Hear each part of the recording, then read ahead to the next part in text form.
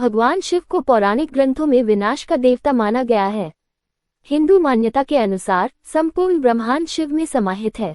उनका काम ब्रह्मांड का विनाश करना है, ताकि इसके तमाम भ्रम और अपूर्णताओं को दूर किया जा सके। यह विनाश मनमाना नहीं, बल्कि रचनात्मक होता है। लेकिन विनाश के देवता को प्रसन्न करना बिल्कुल आसान है।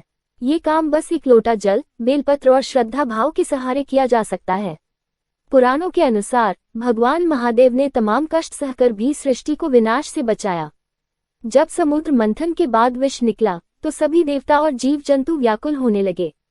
10 दिशाओं में हाहाकार मच गया। तब भगवान शिव ने सृष्टि को बचाने के लिए हलाहल विष को अपने कंठ में धारण कर लिया। विष के प्रभाव से उनका कंठ नीला और उनका पूरा शरीर बेहद गर्म हो गया।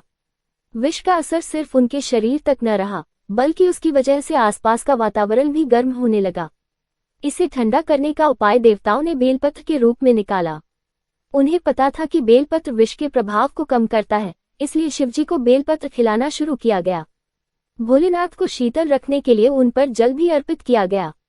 बेलपत्र और जल के प्रभाव से भोलेनाथ के शरीर की गर्मी धीरे धीरे शांत होने लगी।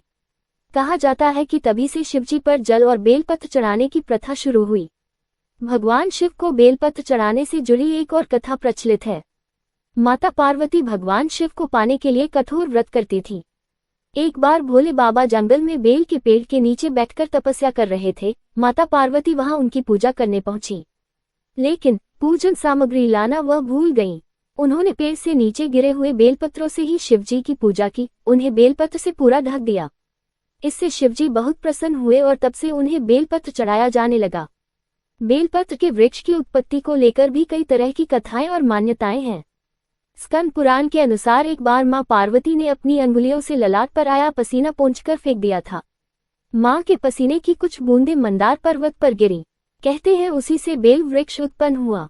शास्त्रों के अनुसार इस वृक्ष की जड़ों में मां गिरिजा, तने में मां महेश्वरी, शाखाओं में मां दक्षायनी, बेलपत्र की पत्तियों में मां पार्वती और फूलों में मां गौरी का वास है। वैसे तो बेलपत्र की महिमा का वर्णन कई पुराणों में मिलता है, लेकिन शिव पुराण में इसके बारे में विस्तार से बताया गया है।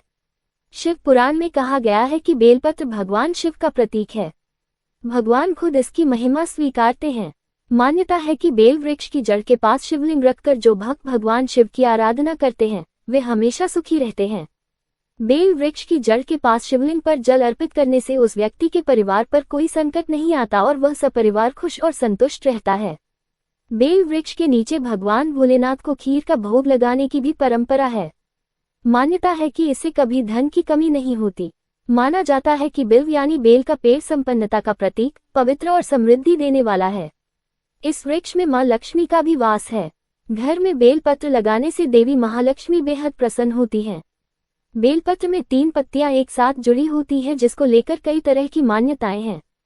3 पत्तों को कहीं त्रिदेव तो कहीं 3 आदि ध्वनियों का प्रतीक माना जाता है।